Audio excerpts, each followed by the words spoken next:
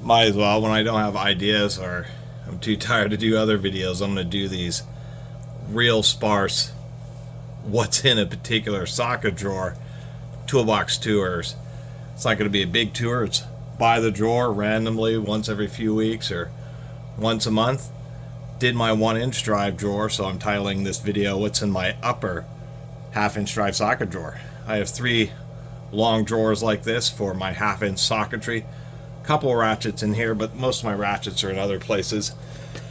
Did a review a long time ago of this long handle Cornwell. It was slipping and just it didn't seem that damaged inside, but it just for some reason would never really work. Just was always slipping. Later on I found a square handle comfort grip Cornwell, and the square handle actually hurt my hand. Took the parts out of it and put it into this handle, and now this ratchet works fine. It's you know, pretty well built. It had a lot of anvil play. I had to put a shim washer in it anyway. It's my long handle Cornwell with black parts in it, which it came with chrome plated parts. I did do a video about these 92 gear wrenches. I have 1 1/2 inch and 1 3/8, and they're not bad. I believe these are the finest tooth, but not using the split pawl design, so it's a single pawl 90 tooth ratchet. Random stuff in here. I have the Pittsburgh Torx 1/2-inch drive Torx socket set.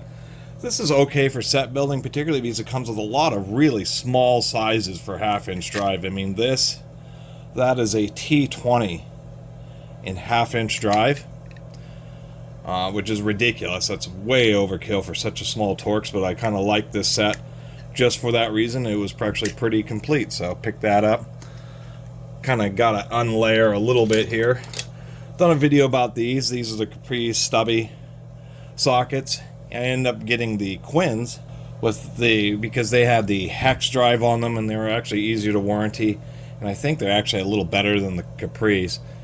My intention was to get the Quins, which I did, and then end up like Craigslisting these Caprice. I just haven't got around to it, but I do like these sockets just because they are pretty shallow. What do we have here? Is that, well, it's close to a 3/4 inch, but if we compare to normal sockets, these are a lot shorter, and when you use them, it's actually kind of nice because, if I can show here, when you use stubby sockets with ratchets and stuff, the center line of the ratchet moves closer to the head of the bolt, and it really feels like a real solid connection, and always like using stubby sockets.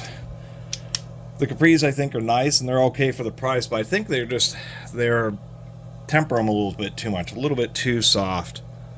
I've got a whole bunch of, this is where my whole collection, whenever I've seen in junk bins and stuff, just all the various, these security lug nut keys, I guess is what they're called, specialty sockets. I just picked them up, and over a while I managed to pick up quite a few of them. You can barely see them up here in the corner, but I probably have about a dozen of these things, and occasionally you run into one of those special wheel locks. The Gorillas seem to be real popular.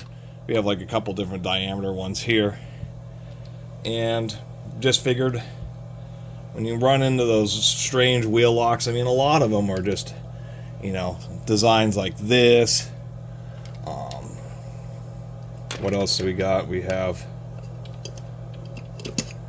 this real strange one, which is this kind of crazy spline design that you drive with another socket. You run into those lug nuts and you're just not getting them off without the specialty sockets.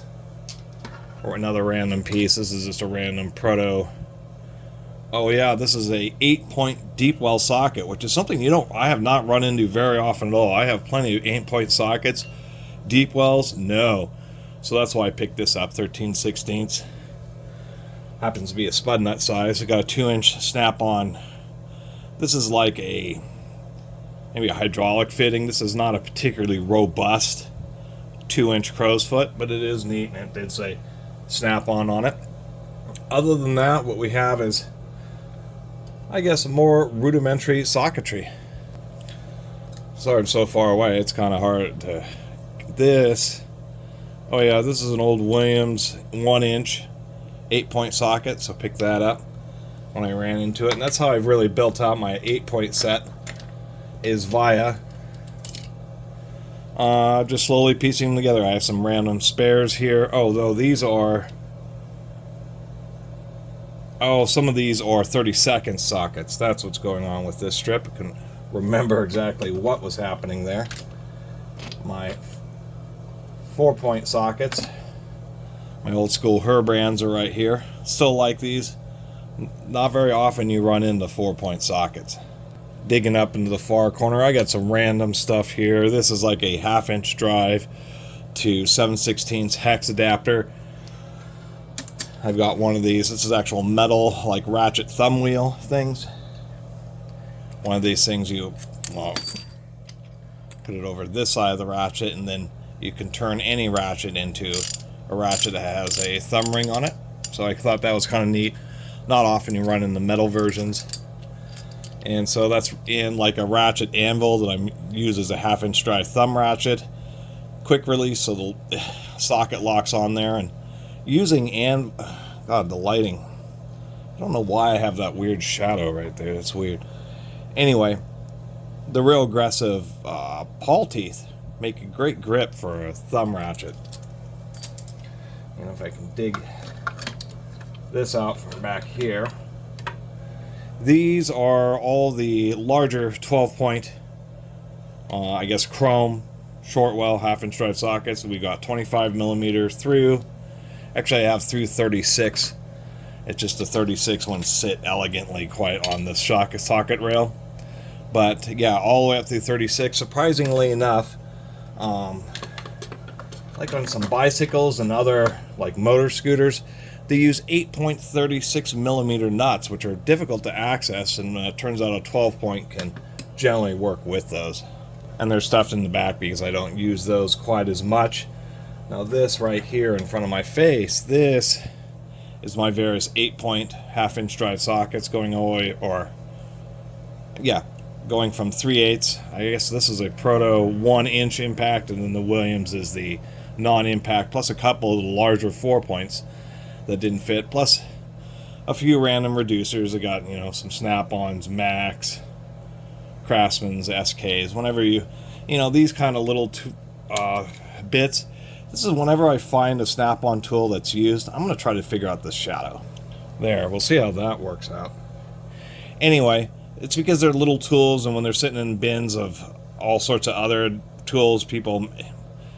I mean, I'm pretty sure people don't intentionally really get rid of Snap-on stuff. So when I find it, it's just random little things here and there, kind of like that. Wow, that thing is... Do have one of these cam-type stud extractors. This is one, a little bit of damage, but this was an old-school New Britain that actually had a stud just horrifically jammed in it. And I was able to drive it out and recover it, so that was kind of cool. Besides that, we have a whole bunch of sockets lined up here. It's because I don't have space in my 3/8 drawers, but these are the Capri Midlength Impact 6-point. And so I have full metric and fractional sets. So I had space right here, so that's why I decided to put them.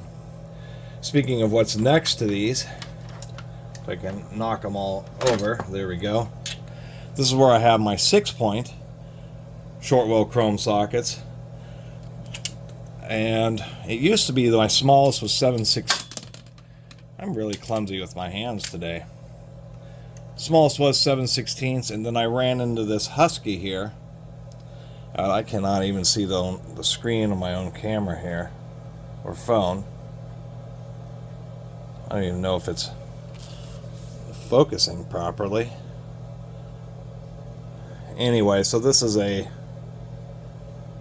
Husky. I was in the wide, zoomed out just enough to use the wide angle, which has no focus. So I just picked up this Husky 3/8 to go along with this, so now it'll be from 3/8 all the way up to 1 1/4 inch. So about 32mm, and the 6-point. If I can't get this, always a hassle.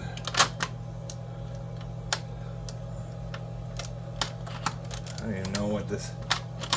half the time these things get jammed up, I have no idea what on. Pretty easy to build up tools. So the same thing goes for my metric, where similar to the 12 point, is I have all the way up through 30 millimeter on 6-point short well chrome. In this case, I have the more metric than I do fractional, and so here we have, like, from a Craftsman 9 millimeter. I have some of those icons, mixture of performance tools. So between them all, I can go from 9 millimeter through 30, no skips. I think half the reason is that they make all these tools is, I mean, there are excuses for chrome and impact and 6-point and 12-point, but it just makes you buy enormous mountains of tools. Did a video on that. This is one of those ratchet heads, kind of a cool snap-on find. Old school snap-on with the curved logo. They drilled a hole right through the logo. And then we have, well pointed out, I did a video. They were actually a really reasonable price and actually pretty high quality. The Sunex 12-point half-inch drive short well impact sockets. They had master sets of these, and so I got both the metric and fractional ones. And so this would there we go, now I can get at it. I think this is the fractional. Yes, it is. So this was kind of nice. It goes all the way from 3/8 up through, actually that's one, there's quite a few sizes here. They were really true master sets. So this is 3/8 through 1 1/8 in this strip. And then I believe it is, if I can get this out, kind of too heavy. No, that's the metric. Here we go. Then they had all these large sizes. This is 1 3/16 through 1 1/2. So it was really a nice set because simply it was 3/8 through 1.5 inches by 1/16. So absolutely no skips. Pretty comprehensive set. The metric was even more pieces. There was a bunch because this goes from 10 millimeter all the way up through 36. And that's what's on this strip. So this metric is this really long strip plus this long strip of large, whoop, I need better socket strips. I need better storage. Through, I mean, it was just pretty incredible. Although I will say that this one, the 31 millimeter, for some reason didn't come with the metric master set. It was the one missing socket, but they did make it individually, so I picked that up. But I thought it was a little bit rude of them just to skip the 31 millimeter on that set. God, what is all this get jammed up on? So there's the 36. I'm kind of discombobulated here because I'm annoyed by my own difficulties in accessing and managing these tools, but I just don't have space or money. That's the way it always goes, right? Now I've finished being annoyed by that. This is one of my oldest sets. So this is the, with a couple of, I guess, Sunex ones that fill in on the 6-point. But this is a metric Husky short well impact socket set. This was, I guess, I don't know if these were the last of the American made or the very first generation of the Taiwanese. Both were really good. The first generation of the Taiwanese were just great. I've had these sockets for, heck, 20, 25 years, and they just hold up really, really well. And one of my best ever Home Depot purchases. They don't sell sockets of this grade anymore, I'm sure. But those things have really, you know, proven their worth. Here I've got fractional, the smaller 12 points, so the larger 12 points are in the back. These are all the smaller 12 points through about 1.25 inches. And these are some sockets from my original tool set. So these are the Mastercraft Pros that I got sometime in the late 90s. And I've done a video about these and even talked about, they came from like Finger Hut. They were some kind of odd, really comprehensive socket set and they've proven to be really good. They were just like one of those hidden gems, and they've really held up all these years. I've been really satisfied with them. Other than that, we do have various forms of the Pittsburgh and the Icon. Although somebody recently told me that Harbor Freight discontinued these Icon large bit drivers, which I kind of liked, but apparently they weren't selling enough of them or something, and they stopped stocking them, and they replace them. If these Icons break, they just replace them with the Pittsburgh, which I thought was a little bit shameful of Harbor Freight.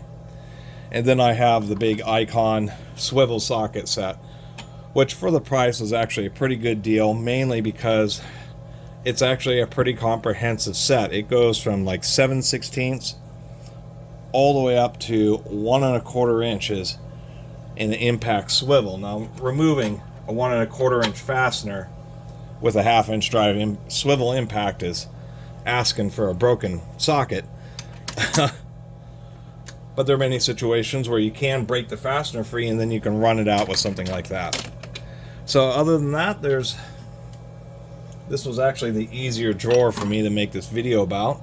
And you kind of people are always curious about everybody's tools, and so that's how I do what I can with the space that I have. Even though it's annoying, this really isn't that bad to access these tools. I can access just about any one of these sockets in just a few seconds, and at least they are on rails. They're not on those nice plastic slide things. The problem I have with all the various socket organizers is they're never comprehensive enough. I have not ever found those socket organizers that are like true master, cover every possible size. Finding a socket organizer that would take this huge Sunex metric 12-point impact set, this metric set here is 27 pieces with the 31 millimeter that I special ordered, and I haven't seen one that has 27 spaces. So that's why I use these socket strips. And the nice thing is it's easy to see if I've left a socket out because there's a missing space. If I grab the wrong size, it's easy just to go up a couple sizes and stuff. So that's just how I organize it when I need them. It's actually not that bad to access. And I have an upper, a middle, and a lower drawer, and so that's my upper 1/2 inch drive socket drawer. Anyway, thanks for watching.